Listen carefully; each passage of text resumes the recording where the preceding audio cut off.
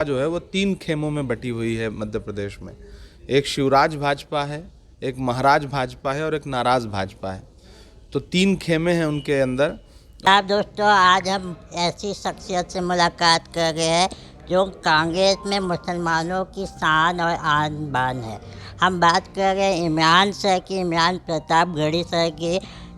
Sir, channel में आपका बहुत बहुत स्वागत है। आज आपसे मुलाकात हुई है। मैं जानना चाहता हूँ कैसा चल रहा है अभी अल्पसंख्यकों का कारोबार। पहली बात तो बहुत शुक्रिया, आपसे मिलके हमें बहुत अच्छा लग रहा है। आप बहुत यूनिक आदमी हैं और आपसे मुलाकात के बाद मुझे लगा कि आपसे बातचीत करनी चाहिए। अच्छा है, अभी हम लोग कल हैदराबाद थे। कल हमारे डिपार्टमेंट का अल्पसंख्यक विभाग का बड़ा प्रोग्राम था। उससे पहले हम लोग झारखंड थे और कल हम लोग मालेगांव में रहेंगे, क्योंकि हम बुनकरों का एक प्रोग्राम कर रहे हैं पूरे मुल्क में। जहाँ भी बुनकर कम्युनिटी के लोग हैं जो जिनका उद्योग जो है वो बदहाली की तरफ है, उनसे जा कर के हम बातचीत कर रहे हैं, संवाद कर रहे हैं।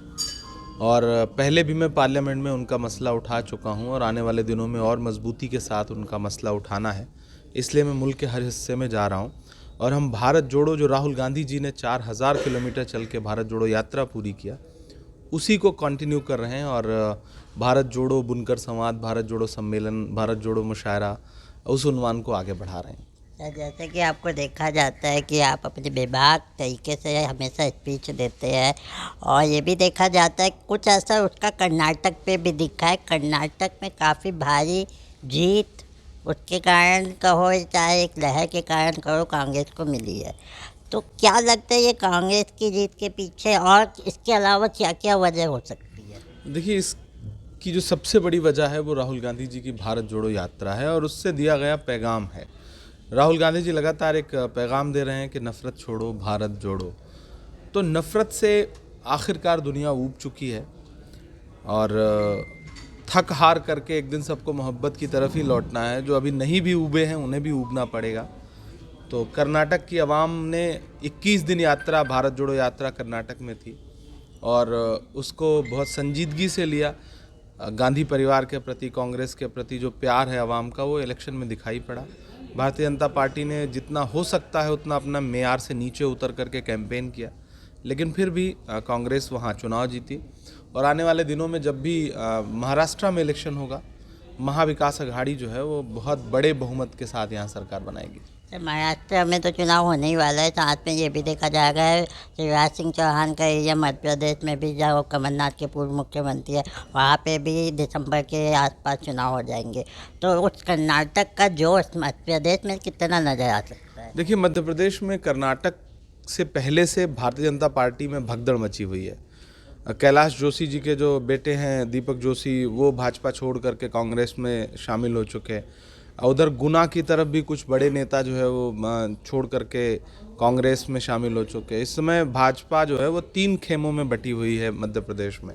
एक शिवराज भाजपा है, एक महाराज भाजपा है और एक नाराज भाजपा है।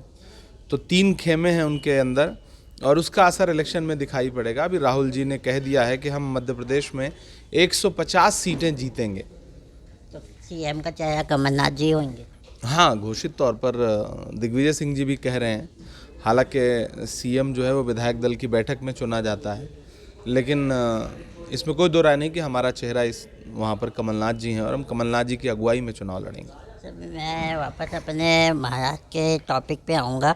अभी कुछ दिन पहले अकोला में एक हिंसा हुई है जिसमें अल्पसंख्यकों को बहुत प्रताड़ित किया गया। मस्जिद के अंदर तोड़फोड़ की गई, आग लगा दी गई और एक बच्चे के हाथ पैर तोड़ के यहाँ पे मेडिकल में जमा किया गया, भर्ती किया गया। उसके बारे में कुछ आप कहना चाहेंगे? देखिए, महाराष्ट्र में सरकार कुछ कर नहीं पा रही है विकास का काम, और जब से सुप्रीम कोर्ट ने टिप्पणी की है इस गवर्नमेंट के ऊपर, तब से नैतिक आधार पर इस सरकार को रहने का कोई हक नहीं है।